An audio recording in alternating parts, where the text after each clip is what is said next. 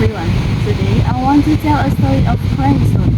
Before I start, let me introduce myself. I am Jessia Ajura. On the remote hill in West Kalimantan, there live a poor widow and her daughter, Darmi. Darmi was incredibly beautiful, but unfortunately she had a very bad temper. She was spoiled, lazy and arrogant. Every day she only painted herself in front of the mirror, admiring her own beauty, and refused to help her mother, who had so hard in the fields to support their family. One day, her mother was going to the market, which was very far from their home, to buy basic necessities. Dami asked to come along, but she refused to walk alongside her mother. She walked in front, dressed in beauty clothes and with stunning makeup, while her mother walked far behind, her clothes shabby and tattered. Her face covered in sweat, carrying a shopping basket. The contrast in their appearance amazed anyone who saw her, and the entered the field, people were captivated by their beauty.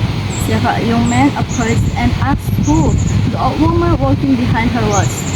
In an elegant and golden tone, Darmi replied that the woman was her maid. Hearing this answer, the mother heart felt like it was being cut with a knife. However, she still tried to be patient and endure the pain in her heart for the sake of her love for her child. Every time someone asked her the same question along the way, Darmi always gave the same answer. She refused to acknowledge her own mother and inside called her slave. Until finally the mother patience ran out. She could no longer bear the insult coming from her own flesh and blood. Half through the journey, the mother stopped and knelt to the ground, raising her hands to the sky and prayed through tears that God would punish her daughter from her disobedience. In that instant, the clear sky turned dark and thunder boomed.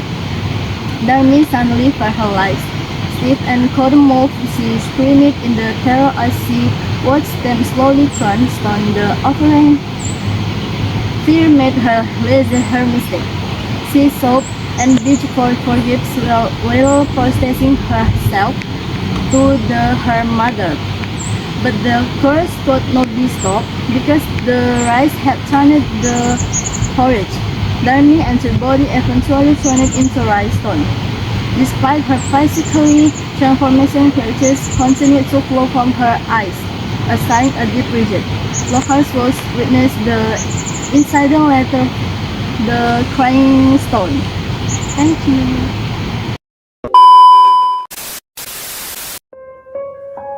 you.